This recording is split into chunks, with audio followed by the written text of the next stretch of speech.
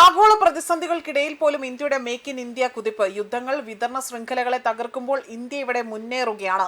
ഇറക്കുമതി ആശ്രയത്വം കുറച്ചുകൊണ്ട് വികസിത ഭാരതം എന്ന ലക്ഷ്യത്തിലേക്ക് രാജ്യം മുന്നോട്ട് നീങ്ങുകയാണ്. ലോകത്തിന്റെ വിവിധ ഭാഗങ്ങളിൽ യുദ്ധങ്ങളും രാഷ്ട്രീയ അസ്ഥിരതകളും വിതരണ ശൃംഖലകളെ സമ്മർദ്ദത്തിലാക്കുമ്പോഴും ആഭ്യന്തര ഉൽപാദനത്തിലും തൊഴിൽ സൃഷ്ടിക്കുന്നതിലും എല്ലാം തന്നെ ഇന്ത്യ പുതിയ മുന്നേറ്റം നടത്തുകയാണ്. വിദേശ ഉൽപ്പന്നങ്ങളെയും വിതരണ ശൃംഖലകളെയും അവിടെ അമിതമായി തന്നെ ആശ്രയിക്കുന്ന രീതിയിൽ നിന്ന് മാറി രാജ്യത്തിനകത്ത് തന്നെ ഉൽപാദന ശേഷി ശക്തിപ്പെടുത്തുകയാണ് കേന്ദ്ര സർക്കാരിന്റെ പ്രധാന ലക്ഷ്യം. അതോടൊപ്പം തന്നെ ആഗോള വിതരണ ശൃംഖലയിലെ നിർണായക കണ്ണിയായി ഇന്ത്യ മാറാനുള്ള നീക്കങ്ങളും ഇവിടെ ശക്തമാവുകയാണ്. വികസിത് ഭാരത് എന്ന ലക്ഷ്യത്തിലേക്കുള്ള യാത്രയിൽ സ്വയം പര്യാപ്തതയാണ് ഇന്ത്യയുടെ പ്രധാന ആയുധം. ആഭ്യന്തര നിർമ്മാണം വർദ്ധിപ്പിക്കുക, നിക്ഷേപം ആകർഷിക്കുക, പുതിയ വ്യവസായങ്ങൾ വളർത്തുക, യുവാക്കൾക്ക് നൈപുണ്യ പരിശീലനം നൽകുക, അടിസ്ഥാന സൗകര്യങ്ങൾ വികസിപ്പിക്കുക, കയറ്റുമതി ശേഷി ഉയർത്തുക, ഇങ്ങനെ വിവിധ മേഖലകളെ ഒരുമിച്ച് ശക്തിപ്പെടുത്തുന്ന സമീപനമാണ് ഇന്ത്യ സ്വീകരിക്കുന്നത്. ലോകത്ത് ഒരു രാജ്യത്തെ മാത്രം ആശ്രയിച്ചുള്ള വിതരണ ശൃംഖലകൾക്ക് തിരിച്ചടി നേരിടുന്ന സാഹചര്യത്തിൽ ചൈന +1 പോലുള്ള ആഗോള ബിസിനസ് തന്ത്രങ്ങൾ ഇന്ത്യക്ക് കൂടുതൽ അവസരങ്ങൾ ലഭിക്കുകയാണ്.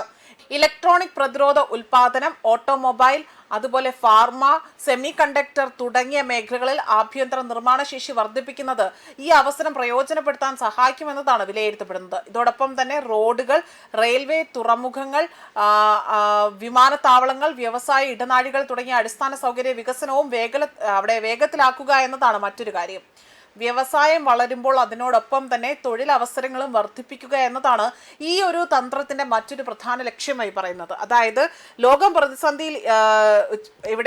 പ്രതിസന്ധിയിലൂടെ കടക്കുമ്പോഴാണ് ഇത്തരത്തിൽ ഇന്ത്യൻ നിർമ്മാണത്തിൽ ഏതൊരു പുതിയ സാമ്പത്തിക സമവാക്യം രൂപപ്പെടുകയാണോ എന്ന ചോദ്യങ്ങൾ പോലും ഉയരുന്നത്.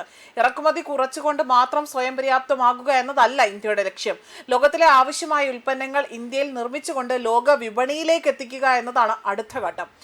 ആഗോള വിതരണ ശൃംഖലയ്ക്ക് അസ്ഥിരത ഇന്ത്യക്ക് വെല്ലുവിളിയാണെങ്കിൽ പോലും അതേ പ്രതിസന്ധി ഇന്ത്യക്ക് വലിയൊരു അവസരം ഒരുക്കി മാറ്റാൻ സാധിക്കുമോ എന്നും വികസിത സമ്പദ് വ്യവസ്ഥയിലേക്കുള്ള ഇന്ത്യയുടെ അടുത്ത കുതിപ്പിന്റെ നിർണായക പരീക്ഷണം എന്തായിരിക്കുമെന്ന ചോദ്യമടക്കം ഇവിടെ ഉയരുന്നുണ്ട്. ലോകത്തിലെ പ്രമുഖ ആഗോള സാമ്പത്തിക കമ്പനികൾ നിർമ്മാണ ശൃംഖലകൾ ഇന്ത്യയിലേക്ക് എവിടേക്ക് മാറ്റുകയും തദ്ദേശീയമായ കമ്പനികൾ ഉൽപാദനം വൻതോതിൽ തന്നെ വർദ്ധിപ്പിക്കുകയും ചെയ്യുന്ന ഒരു സാഹചര്യം ഉണ്ടാകും. ഇലക്ട്രോണിക് ഘടകങ്ങൾ നിർമ്മിക്കുന്ന പ്രാദേശിക വിതരണ ശൃംഖലയെ ശക്തിപ്പെടുത്തുന്നതിൽ തന്നെ നിർണായകമായത് സർക്കാർ ആവിഷ്കരിച്ച ഇത്തരത്തിലുള്ള പ്രൊഡക്ഷൻ ലിങ്ക്ഡ് ഇൻസെൻറ്റീവ്സ് പദ്ധതികൾ.